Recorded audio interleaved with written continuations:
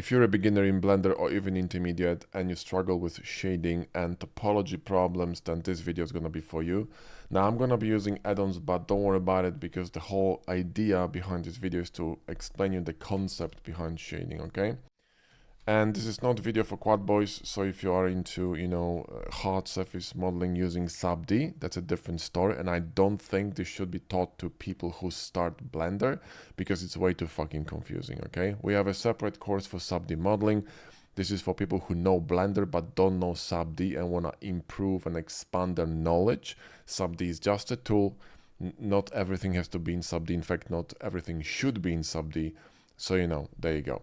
So let me just run a very simple bevel here, a chamfer, and I'm going to apply scale, and I'm going to run a bevel here, and I'm going to run a larger bevel here, okay?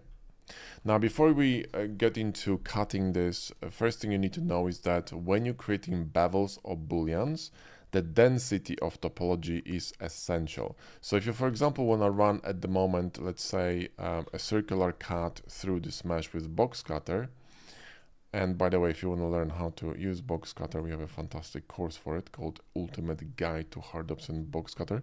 So grab it if you want to really master these two add-ons and speed up your workflow by 8 times. And I'm not joking, that's how powerful they are. But you see, when I'm going to run a bevel on this mesh here, right, I'm going to have a lot of fucking problems, and some of them are caused by topology, some of them are caused by simply shading problems due to normal issues. And normals are a direction each face points, and they tell the render or the rendering engine, or the light engine, how light hits your model. So if they're flipped or broken, your shading will look wrong, black or inside out. And this is what's happening here. We have problems with normals, and this face, which should be shaded flat, isn't, right? And if you want to learn more about normals in depth, watch Josh's video on that. But what I'm going to do here, I'm going to simply go to modifiers. You can go here and add something that's called weighted normal modifier.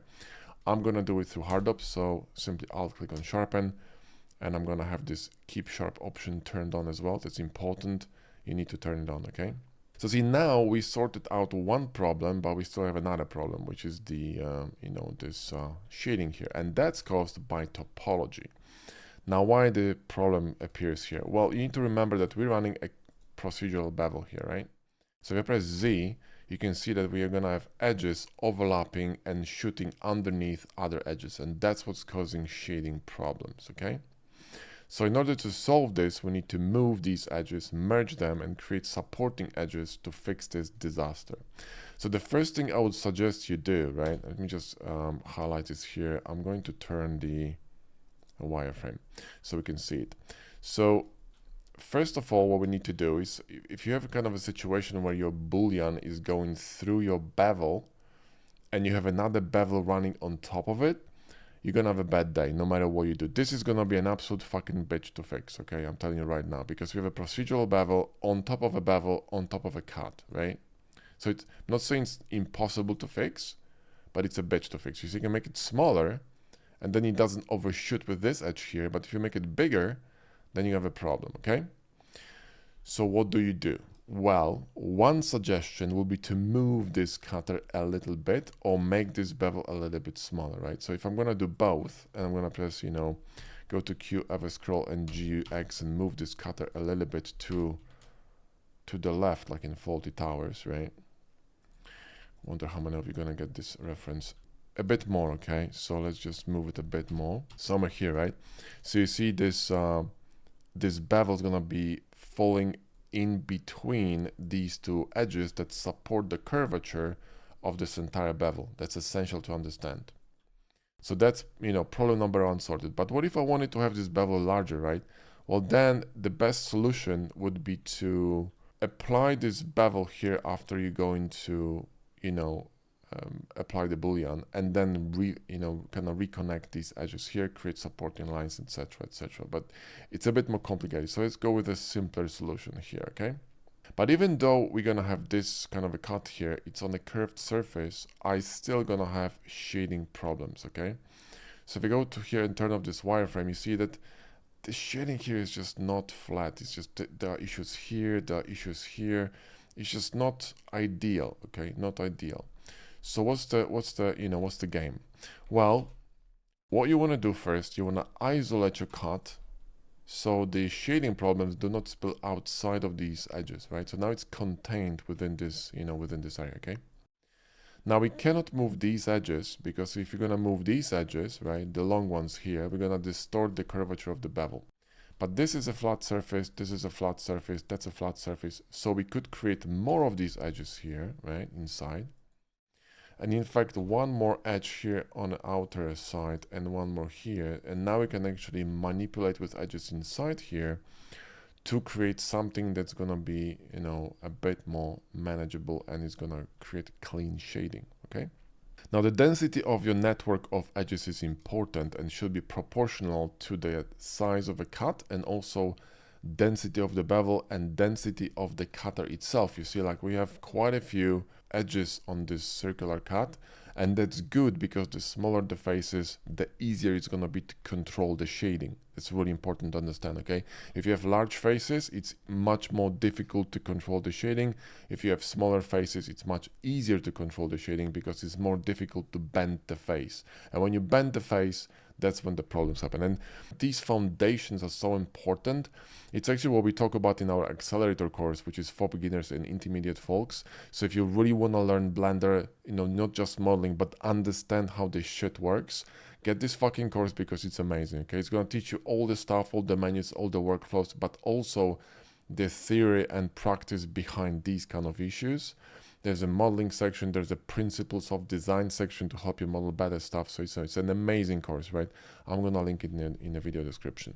And if you wanna learn how to use add-ons, if you're a bit more advanced, just get the ultimate guide to hardtops and box cutter course, or both, because that shit's gonna teach you how to work really fast and you're gonna stop crying, okay? Because vanilla Blender is for, So let me show you how would I now sort this issue, right? First of all, I would actually apply the boolean, but before I do that, what I want to do, I want to actually run a loop here in the middle. So Control R and then the loop in edit mode. So I can, add a loop here. And once I'm going to apply the boolean, I can move it up and secure this bottom lip here inside. Okay. So let's just apply this boolean, right? And now we can, kind of work with this. So first of all, like I told you, we do not want to move these edges because they support the curvature of the bevel. But since we isolated it, what I can do is grab this edge, GG, move it closer, right? And the closer I move it, the smaller area I'm going to be affecting. The same in the bottom. I'm going to grab this one, GG, and move it up. You can't go too far because you're going to encroach on the live bevel. Remember, there's a live bevel here, right? So I'm going to press E and I'm going to align it as far as I can to minimize the size of these quads here. So now what I can do, I can actually merge these together by pressing Shift 1, right, with machine tools. And if you don't have machine tools, you can press M and at center, because I need to move both of them at the same time towards one another, because both of these going to affect shading, right? So if you really want to combine them, you got to move both, right? Now here the same thing, we're going to move this one here first, then this one, let's actually create an edge here before we remove that, and maybe move this one here, and then we're going to nuke this one probably, although this is going to be a massive n-gon. So might be fine, in our case it's fine, it doesn't bend, it's cool, I think the shading is going to work. So you see, because we created this kind of a smaller angle, there is a bit of a bending here. You see that? That's a bit of a bending. So if I move this a little bit closer, probably gonna help. You see? Now the bending is a bit closer to the edge, so it might be a bit better. Because you see these vertical lines, I mean the lines that go across the shape like this, they don't contribute to shading at all. These lines do, because they hold the bevel. These lines hold fuck all, okay? So don't worry about it. You can do whatever you want with them. And I know that the quad people gonna have, the quad is gonna have a fucking heart attack here, but it doesn't matter, because it really doesn't matter, right?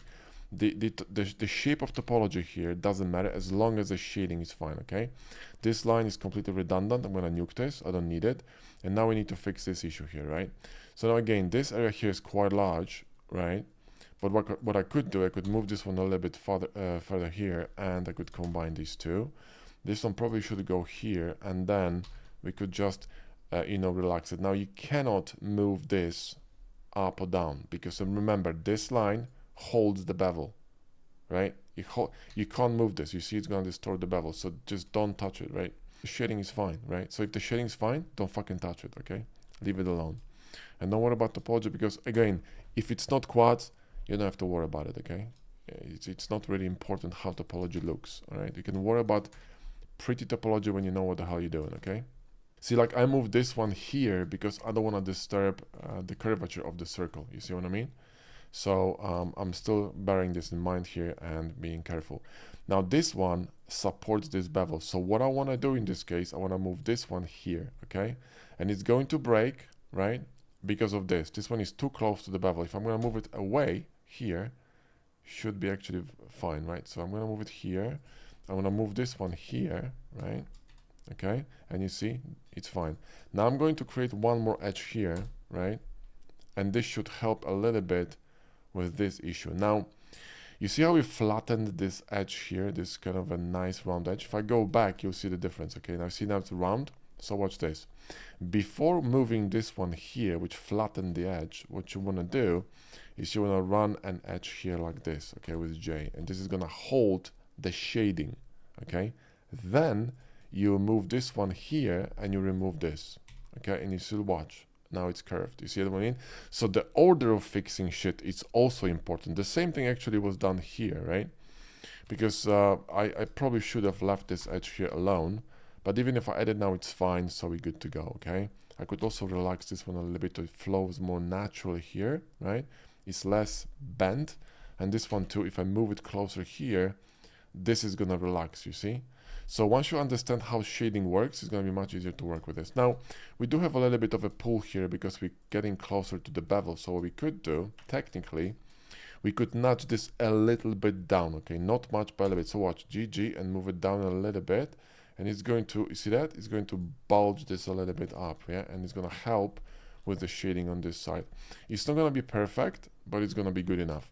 Another thing you can do, you can lower the bevel size a little bit, or increase the amount of segments, right, to, for example, 5 instead of 3, and it's going to be much cleaner. Now it's not going to be perfect, obviously, because the topology is an absolute pig, but it's not an easy connection here. Let's just try this one. You see that? Watch this. Watch how this shape changed when I simply added another edge. So I did supporting edge here, which falls at 90 degrees to this bevel, so it's a very natural kind of an angle, okay? So it pulls it away very, very kind of evenly between these two edges. And if I'm going to remove this one, look how this relaxed. Yeah, you see that? This is one of the key elements and key principles of sub-D modeling. So when you're going to be doing sub-D, make sure that the network of your topology, but it kind of spills into n-gons as well, is relaxed enough and supports the curvature and loop and edge flow of your topology, okay? Because we have an edge flow going around here, right? Like this, okay? So these edges should be as perpendicular to the extension of this vertex as possible. So in other words, if you imagine this is a straight line, this is perpendicular, and each of these edges ideally should be perpendicular. Then you have perfect round circle here, okay, in perfect shape of the bevel. So each of these kind of like if I move this one here, for example, right? See that? Look how it distorts the shape of this circle. You see that? Watch this, right? Watch. See that? So you're creating a tension, and once you understand the tension, you understand topology, okay? So practice on this before you're gonna move to sub-D, because sub-D is great, but it's not for beginners. It's too overwhelming, okay? That's why we teach n-gons, and we do it with great success. This is why our students, are killing it, because they're not just fucking trying to run before they can walk. Now here, I probably will remove this one, and I think it's not going to affect anything. There you go, I knew it. And this one, I'm gonna just go, move them towards one another. Here, oh, this is problematic. You could leave it alone. They kind of almost in the middle. I mean, you could just kind of combine them, it's gonna be fine, but it is what it is. Now here, it's completely no problem. You can remove them, all of them here, because we don't really need any support for this side, because this side is flat. So we can just nuke them and the shading is gonna be perfect, right? And this is how you fix, cut like this, right? And then you need to think, okay, do I really need all these edges? You don't. So what you could do technically, right? You could just simply select them here and you could nuke them, because again, this is a flat surface. These edges contribute to nothing. This one contributes to nothing as well. Same with this one, because we haven't moved these. So the width of these segments didn't change, right? Or didn't change much. So we can technically remove these two, and you are left with more or less cleanish topology, right? You don't even need these, okay? You don't need any of these because they don't support anything, okay? These, right? You could probably remove them and you're gonna be fine. So let's try this, okay? Let's just nuke all this nonsense here, which we don't need. And watch this, nothing changed. You see what I mean? So again, once you understand your topology, you can do stuff like this and it looks like a pig, but it works. Why it works? Because we work with the shading, not against the shading, okay? So remember, topology should support the shading. So even if you're working with quads, even if you're working with sub-D modeling, don't be obsessed with quads. Don't be obsessed with, oh shit, I have an angle. Fuck it, if it works, it's fine, okay? If it subdivides correctly, and it doesn't cause any problem or shading problems or issues, and it's gonna support texturing, etc., and UV unwrapping, fuck it, just leave it. There are plenty of angles in game assets, or even, we've been talking to a guy from Pixar, and he said, dude, like there are angles under the hair everywhere because it's just easier, okay? It doesn't make, if you can't see the issue, fucking leave it, because it's speed and efficiency that, that matters, okay? So don't get too hung up, but you need to understand how shading works. That's the only way to, to become really good at hard surface modeling, because otherwise you're going to be producing an absolute toss, and you don't want to do that. You see, so we got this cut here and we cleaned up everything, and the mesh looks clean. So anyway, that's it. I hope it helps you out, and grab our accelerator course, the hard surface accelerator, which is just phenomenal, and it's going to teach you all that and more. And if you're a beginner or intermediate and you have some holes in your knowledge, just grab it, because seriously, it's just so good. You can go to our page. We have screenshots, thousands of them, not hundreds, thousands of screenshot testimonials from Discord, Facebook, emails from everywhere, and we just keep throwing them in because we get so many of them. And if you want to go into more advanced stuff, then grab the ultimate guide to hardops and box cutter, because that shit will teach you how to work efficiently in Blender, because vanilla Blender is way too slow. These add-ons, hardops and box cutter, then of course machine tools, mesh machines, etc., they're going to speed up your workflow by about 8 times. So if you value your time, you know what to do. Thanks for watching. I'll see you in the next one.